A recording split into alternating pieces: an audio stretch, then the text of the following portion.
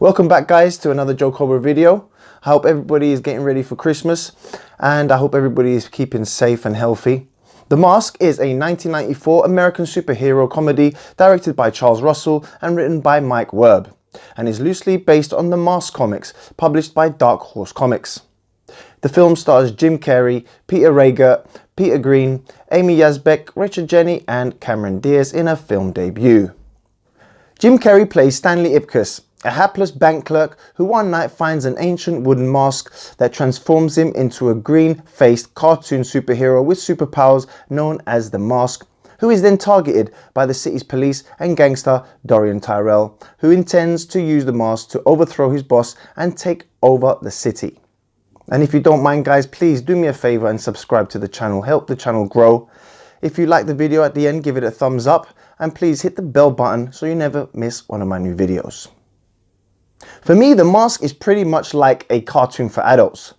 It is a live action film, but there is also enough animation here to blur the lines between animation and live action. The film also pays homage to the legendary Tex Avery screwball style cartoons that I loved and watched as a child. So for me, it was like watching a live version of a Warner Bros. Cartoon, and I loved every minute of The Mask. I want a diamond ring, I want some bracelets and everything. Daddy, you better get the best for me. Hey, Daddy. Jim Carrey plays Stanley Ipkiss, a shy, down-on-his-luck bank accountant who is always being treated like a doormat. One night, Stanley finds a mysterious mask which, when put on, unleashes his alter ego, known simply as the Mask, which gives him superpowers and, most important of all, the confidence that the real Stanley Ipkiss lacks. Unfortunately, the Mask also gets Stanley into quite a lot of trouble with the detective Kellaway and his not-so-bright partner Doyle, as well as evil gangster Dorian Tyrell. The Mask really is all about Jim Carrey. While his first major film, Ace Ventura: Pet Detective, allowed him to perform his hilarious antics, The Mask really does let him run wild and put his stamp on the movie with his hilarious impressions and wacky personality. For me, he was the perfect actor for the role, and Carrey does a perfect job of portraying the Mask as well as the shy and timid Stanley Ipkiss. Carrey's co-stars do a great job here too. Cameron Diaz, making her film debut, which also kicked off her film career, was great as the drop-dead gorgeous Coco Bongo club singer Tina Carlisle, as well as Stanley's love interest as well. There are a few actresses that have the sex appeal of Diaz, especially the way she looked in this film, and they got as much out of her here as possible. The other female, Amy Yazbek, is a frumpier version of Diaz, but appealing all the same. Despite Cameron Diaz preferring the more comedy role, she isn't given much of a chance to use it here. Yazbek, however, does, and showed some good comic timing and also done a good job. Carrey's male co-stars are much more varied though. Peter Rager is terrific as Detective Kellaway, who has it in for Stanley from the get-go. He plays the familiar part of the no-nonsense cop with no sense of humour, but the humour actually comes from his scenes with his dimwit partner Detective Doyle, played by Jim Dugan, who gives us some of the other comic highlights of the movie. And the late Richard Jenny also shines as Stanley's friend and bank co-worker Charlie. While Jenny doesn't get to steal any of the scenes, he is almost always paired in the film with Carrey and gets his fair share of funny lines, all of which are delivered perfectly. And as for the villain Dorian Tyrell, who is played by Peter Green, for me I thought he was adequate at best and not especially memorable. For me, he wasn't even the best villain in the film. That honour for me goes to actor Ricardo Matasena. He only gets 2 scenes the whole movie, but I thought he was far more menacing than Green's whingy character, especially in their first scene together with the golf club.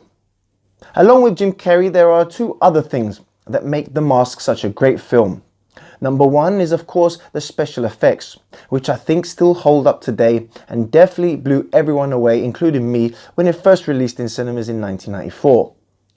And number 2 is easily Stanley's dog, who almost steals the show from Carrey as his very intelligent and adorable pet dog Milo. He gets some real great scenes in the movie, especially one at the end of the film, which I won't spoil here for those who have not seen it yet. And I must give credit to whoever trained the dog, as they done a terrific job in getting Milo to perform the way he did. This is also director Chuck Russell's most notable film by far. The film has two very memorable musical set pieces, the first being the brilliant Coco Bongo dance number of Hey Pachucho with The Mask and Tina. And the second is the hilarious Cuban Pete showdown between The Mask and the city's police department, which cracks me up every time, and in which Jim Carrey actually sung the song himself.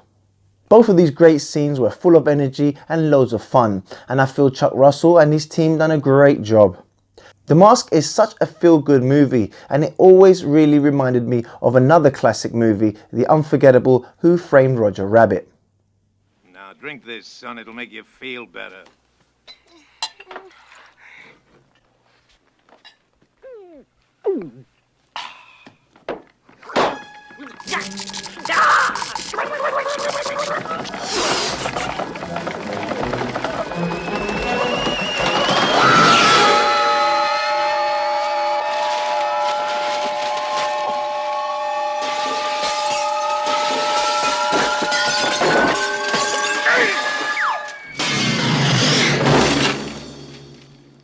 Thanks. I needed that. The Mask is also a film that I have very fond memories of. Me, my sister and my niece would watch The Mask over and over again and would never get tired of watching it. And I still watch it now and again, even today. The film would go on and gross 351 million on a 23 million budget, which made it the second most profitable film based on a comic up until that point, only behind 1978's Superman. The Mask cemented Jim Carrey's reputation as a dominant actor in the 90s and also established Cameron Diaz as a leading lady.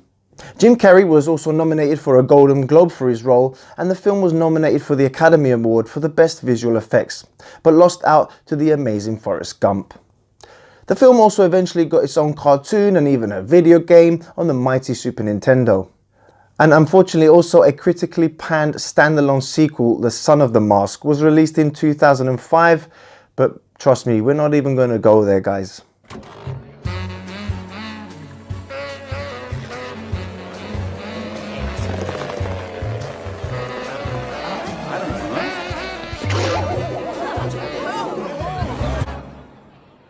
Don't you just love Halloween? Well, I hope you enjoyed my retro review of The Mask. For those who haven't seen it, it's one of Jim Carrey's best. And thank you guys for watching my video. Thank you. I hope you enjoyed it. If you don't mind, hit that subscribe button, guys. Help the channel grow. And hit the like button at the end of the video now. And please, if you don't mind, hit the bell button so you never miss one of my videos.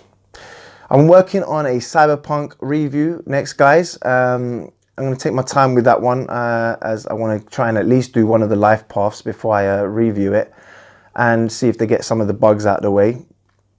And then probably the next video after that will be my top 10 games of the year. So guys, thanks again for watching and I'll see you soon. I'll see you on the next Joe Cobra video. Bye bye.